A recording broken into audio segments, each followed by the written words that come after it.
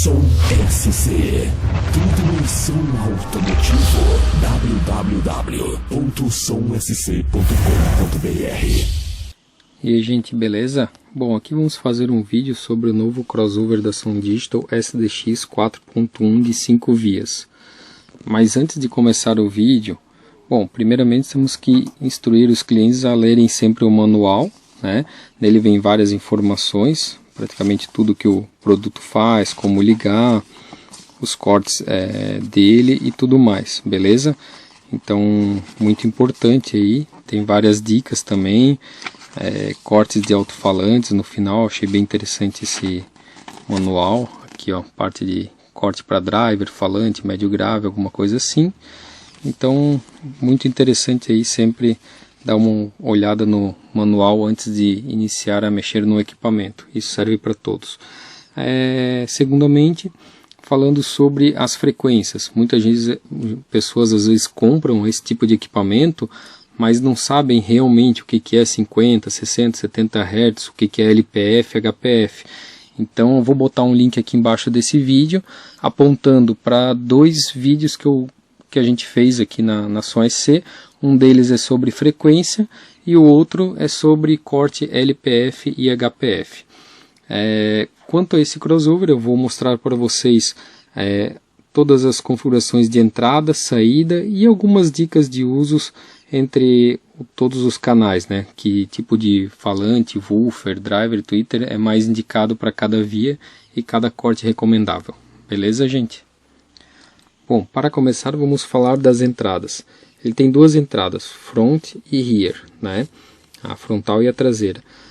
Porém tem esse botão aqui que mixa as duas, front e rear. Então se você tiver só um cabo RCA vindo da frente até atrás, ou seu CD player só tiver uma entrada, você pode apertar esse botão e ele vai mixar o que entraria nessa aqui.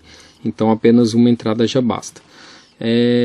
Depois tem esse mono estéreo. Eu vou tentar resumir ao máximo, mas mono, tudo que entrar no LR vai se juntar.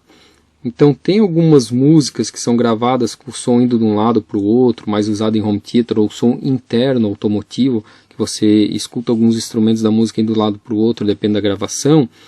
Então, apertando essa tecla, ele vai deixar tudo junto, tudo mono. Isso é mais interessante para trio elétrico, quando todo o equipamento está junto, né? Não tem muita distância entre uma corneta e outra, um falante e outro, está tudo junto no porta-malas.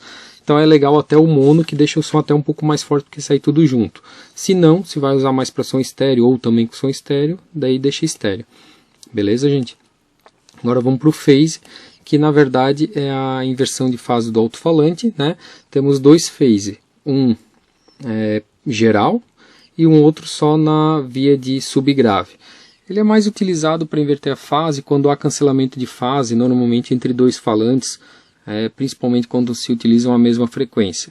Não custa testar, às vezes a gente aperta aqui no phase do alto-falante, pelo menos para ver se toca um pouco mais, depende do ambiente, reverberação e etc.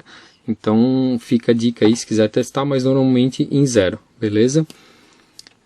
Agora vamos para o canal Flat Out. Esse canal na verdade é uma saída full, né? Sai tudo que estiver entrando aqui vai sair aqui, e serve para juntar mais carros, digamos assim, mais amigos junto.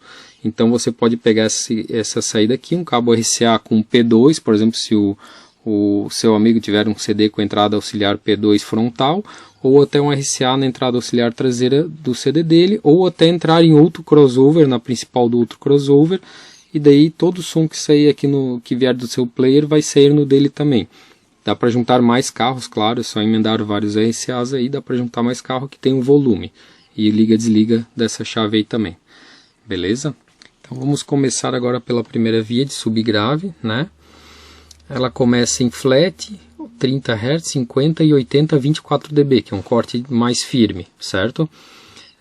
Flat seria deixar passar tudo. Então, se não tiver nenhum corte vindo do seu CD player, vai deixar passar de 0 em diante. Essa via serviria, no caso, só para um subgrave assim, muito extenso, com X-Max, um alto-falante com um X-Max bem alto aí, né? Então, nesse caso aí, poderia deixar em flat. Se não, a maioria dos subwoofers a gente vai recomendar em torno de 30. Já woofers de grave profissional, 15, 18 polegadas, aí poderia ser em torno de 50. E 80 se quiser usar a via mais para tocar um pancadão, alguma coisa assim. Depois vem o LPF, que é até onde chega o falante a reproduzir essa frequência. Então, normalmente, subs de borracha vai ficar em torno aqui de 70, no máximo 100. Já woofers em torno de 100, 150, depende do woofer até um pouco mais. Se deixar em 300, claro, o som vai sair mais seco no alto-falante, mas se o alto-falante for para isso, não teria problema. Então vai de cada alto-falante. Normalmente vai ficar aí em torno aqui de 150 entre os dois aqui. Depois a gente vem para o phase, que eu já expliquei antes, bass boost, né, que é o incremento de graves. Esse bass boost ele é interessante porque ele é fixo em 45 Hz. Eu considero uma frequência muito legal de subgrave interno. Então, mais usar para subgrave interno, ele vai realçar em todas as músicas esse 45 Hz, que é um grave mais extenso, bonito. Então, cada 3 dB é o dobro da pressão sonora. Então, cuidem com esse volume, tá? Só um pouquinho aqui já vai dar um incremento legal nas músicas. Não precisa botar muito perto do máximo. E aqui liga e desliga para o canal 1. Agora vamos para o canal, no caso de médio grave, mid, low, out. Bom, ela é bem flexível. Ela serve tanto para woofers de 15, 18, como também serviria para woofers de 12, 10, 8, até 6 polegadas. Por quê? Porque ela já tem um corte aqui de 50, 60 seria mais para woofers maiores, como tem cortes de 80, 150 e 310 Hz que seriam para woofers menores. Por exemplo, aqui 12, 10 polegadas e até 6 polegadas. Então você tem um corte HPF bem flexível, chegando até 5K. No caso aqui a gente soltaria no máximo 300 Hz para um falante de 15, porém já para um falante de 12 normalmente poderia soltar mais, um falante de 10, então mais ainda. Muitos falantes de 12 ou de 10 ou até menores, especialistas em médio grave projetados para isso, chegam tranquilamente até 1.5K ou mais. Então aqui normalmente a gente soltaria até 1.5 se for um falante de 12, 10 para médio grave, já contando com o subgrave. E depois daqui em diante iniciaria os drivers, certo? Os drivers já é uma via bem interessante porque já começa de 550, 600, 650, ou seja, já aquela voz bem encorpada, 550 Hz, 12 dB, que seria para um driver fenólico, grande, que suporta realmente um corte mais baixo, indo aqui para 600, 650, que é ainda voz encorpada, e depois 800 Hz, que é talvez um titânio de 2 polegadas que suporte esse corte. Aqui 1.3K já seria para a maioria dos drivers de 1 polegada, menores, né? Ou até drivers de titânio que o fabricante pede esse corte. Chegando até quanto? Bom, aqui normalmente o LPF, se você estiver usando um titânio, então vai cortar em torno de 12 a 20K, tipo um titânio maior para um titânio menor. Se for um driver fenólico, normalmente até 5 ou 7K, dependendo do driver fenólico, e depois vem o super tweeter, que daí normalmente a gente indicaria aí em torno de 4.5 a 5, 6K para ele iniciar, e vai até praticamente 30K essa via aqui, até mais, só que o tweeter só chega até 20K. Eu vou explicar como a gente normalmente costuma regular o som dos carros. Bom, primeiro a gente desliga todas as vias, deixa tudo no mínimo, vai no player e deixa no volume, digamos que seria o máximo que você iria utilizar. Os módulos a gente deixa mais ou menos no começo, em 30% por aí. Então vamos dizer que você for utilizar no seu player o volume 40 como sendo o máximo, beleza? Lembrando que a gente tem que cuidar muito com a gravação dos pendrives. Às vezes é uma música gravada mais alto, estava no máximo e vai estourar o som, podendo queimar o alto-falante. Tem que cuidar com isso. Mas vamos lá. Então, com o som tocando praticamente no máximo, vamos regular, por exemplo, a via de graves. Normalmente como é que a gente faz? A gente pega e começa a aumentar aos poucos. Isso, claro, com o corte já definido correto, até que o alto-falante chegue no máximo, ou o módulo clip, né, mostrando que já está indo distorção, e abaixa um pouquinho.